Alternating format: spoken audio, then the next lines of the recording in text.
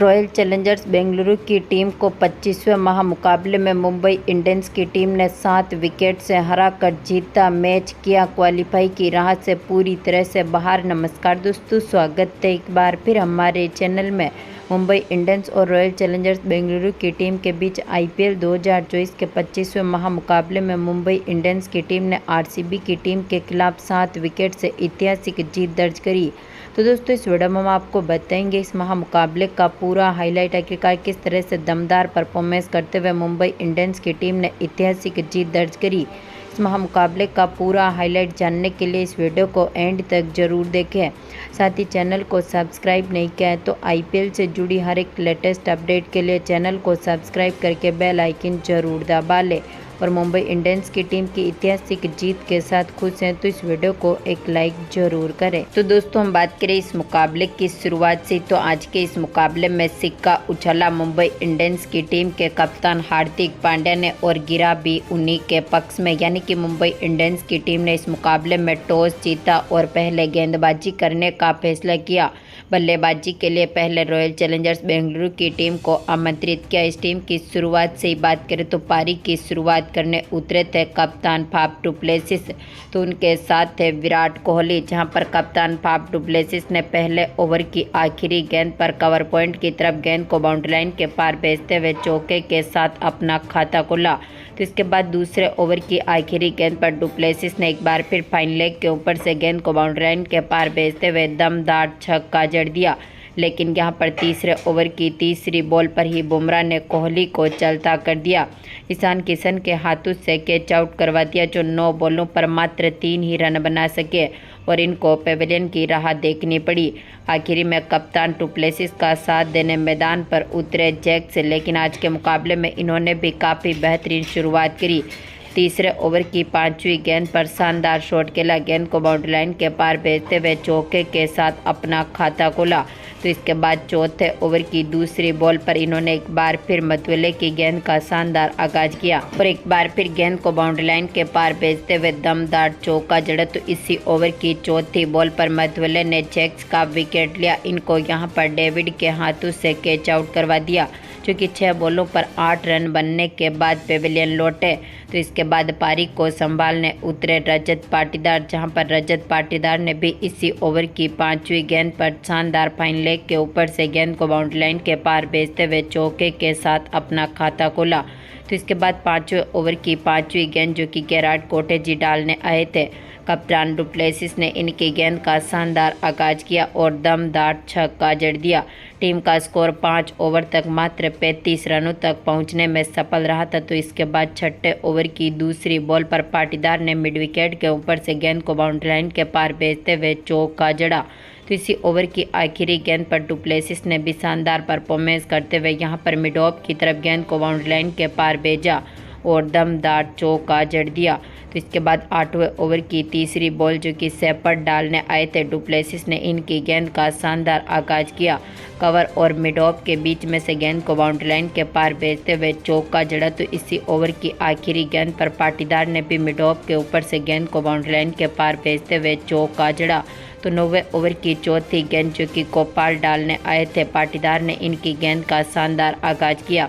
गेंद को एक बार फिर बाउंड्री लाइन के पार भेजते हुए दमदार छक्का जड़ दिया। टीम का स्कोर जहां पर 9 ओवर तक 75 रनों के पार पहुंचने में सफल रहा था। तो इसके बाद यहां पर 10वें ओवर की 5वीं बॉल पर दमदार परफॉर्मेंस करते हुए पाटीदार ने हार्दिक पांड्या की गेंद का शानदार आगाज किया। लॉन्ग ऑन के ऊपर से गेंद को बाउंड्री लाइन के पार भेजते हुए शानदार शॉट खेला और दमदार छक्का जड़ दिया। तो इसके बाद 12वें ओवर की पहली गेंद पर पाटीदार ने मिड विकेट के ऊपर से गेंद को बाउंड्री लाइन के पार भेजते हुए दमदार छक्का जड़ा।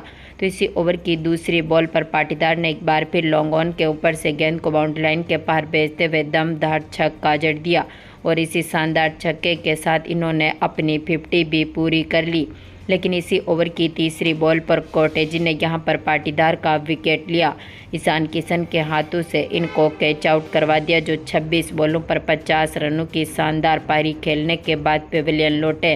तो इसके बाद डु प्लेसिस का साथ देने मैदान पर उतरे मैक्सवेल, लेकिन आज के मुकाबले में मैक्सवेल 13वें ओवर की दूसरी बॉल पर ही सरेश गोपाल की गेंद का शिकार हुए। इनको यहां पर LBW कर दिया, जो 4 बॉलों पर अपना खाता भी नहीं खोल सके और इनको भी पेविलियन की राह देखनी पड़ी। इसके बाद डुप्लेसिस का साथ देने मैदान पर उतरे दिनेश कार्तिक, जहां पर 14वें ओवर की चौथी गेंद पर डुप्लेसिस ने एक बार फिर शानदार परफॉर्मेंस किया। मिड ऑफ की तरफ गेंद को बाउंड्री लाइन के पार भेजते हुए दमदार चौका जड़ा। तो इसके बाद 15वें ओवर की तीसरी बॉल पर डुप्लेसिस के बल्ले से लॉन्ग ऑन के ऊपर से दमदार एक और छक्का देखने को मिला। तो पर दिनेश कार्तिक ने भी 16वें ओवर की दूसरी बॉल पर चौके के साथ अपना खाता खोला।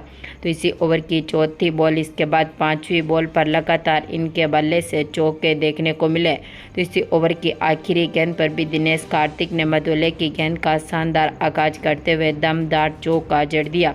टीम का स्कोर जहां पर 16 ओवर तक अपने 4 विकेट खोने के साथ ही 150 रनों के पार पहुंचने में सफल रहा था, लेकिन 17वें ओवर की चौथी बॉल पर बुमराह ने डुप्लेसिस का विकेट लिया।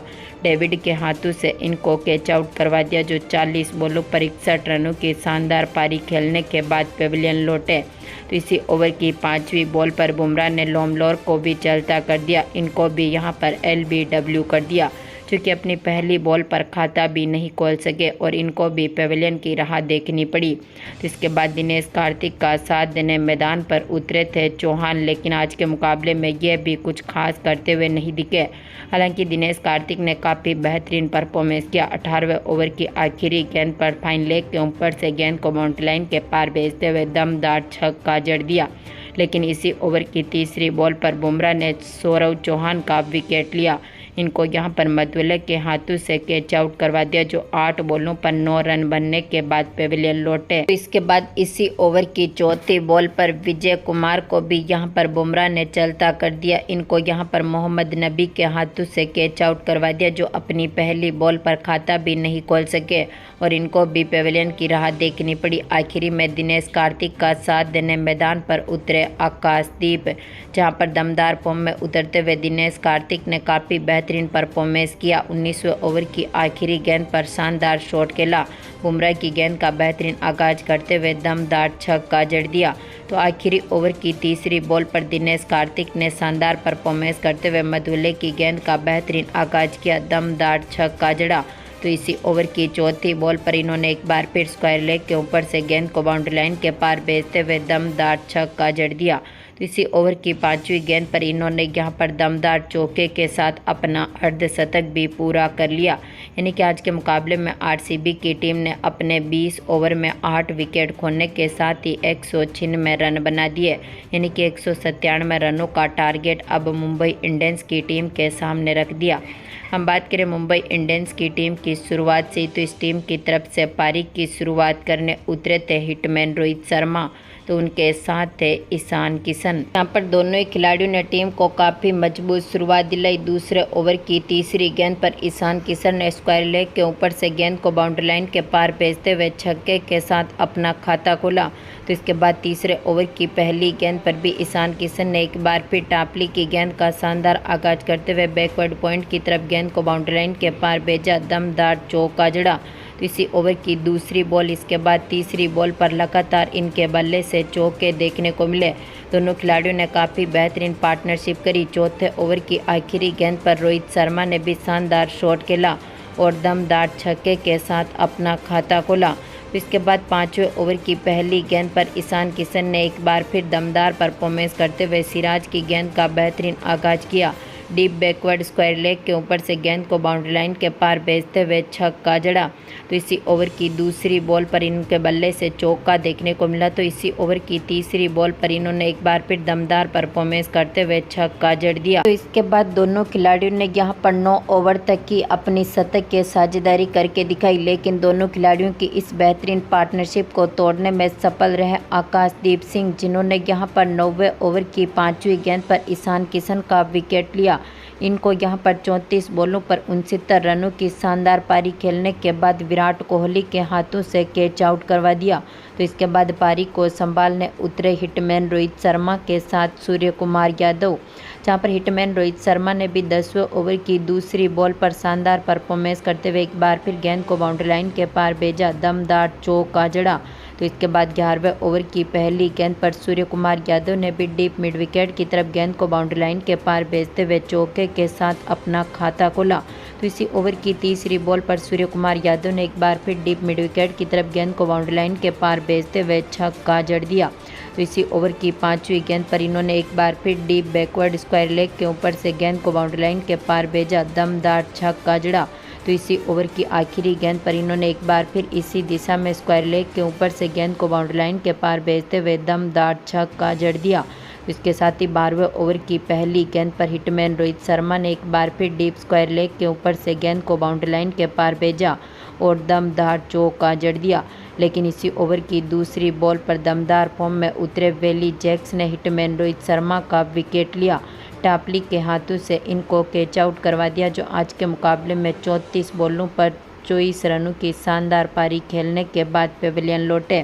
तो इसके बाद यहां पर पारी को संभालने उतरे थे हार्दिक पांड्या, जहां पर हार्दिक पांड्या ने भी 12वें ओवर की तीसरी बॉल पर छक्के के साथ अपना खाता खोला। लॉन्ग ऑन के ऊपर से गेंद को बाउंड्री लाइन के पार भेजा। तो इसी ओवर की 5वीं गेंद पर सूर्या ने एक बार फिर दमदार शॉट खेला। थर्ड मैन के ऊपर से गेंद को बाउंड्री लाइन के पार भेजते हुए चौका जड़ दिया। 13वें ओवर की पहली गेंद पर सूर्या ने एक बार फिर दमदार परफॉर्मेंस करते हुए चौका जड़ा। तो इसी ओवर की तीसरी बॉल पर इन्होंने दमदार छक्का जड़ा। तो इसी ओवर की चौथी बॉल पर सूर्या के बल्ले से एक और चौका देखने को मिला था। तो इसी ओवर की 5वीं गेंद पर सूर्य कुमार यादव ने यहां पर दमदार चौके के साथ ही अपनी 50 भी पूरी कर ली। तो इस पर हार्दिक पांड्या ने भी इनके साथ बेहतरीन पार्टनरशिप करी। 14वें ओवर की पहली गेंद पर हार्दिक ने एक बार फिर दमदार परफॉर्मेंस करते हुए लॉन्ग ऑफ के ऊपर से गेंद को बाउंड्री लाइन के पार भेजते हुए दमदार छक्का जड़ा। लेकिन इसी ओवर की तीसरी बॉल पर सूर्य कुमार यादव यहां पर लोमलोर के हाथों से कैच आउट हो गए। यशांक ने इनका विकेट लिया, जो 19 बॉलों पर 52 रनों की शानदार पारी खेलने के बाद पेविलियन लौटे। तो इसके बाद हार्दिक पांड्या का साथ देने मैदान पर उतरे तिलक वर्मा, जहां पर तिलक वर्मा ने भी 14वें ओवर की चौथी गेंद पर चौके के साथ अपना खाता खोला और दोनों खिलाड़ियों ने एक बार फिर बेहतरीन पार्टनरशिप करते हुए यहां पर मात्र 15.3 ओवर में ही टारगेट को चेस कर लिया और 7 विकेट से रॉयल चैलेंजर्स बेंगलुरु की टीम के खिलाफ ऐतिहासिक जीत दर्ज करी है।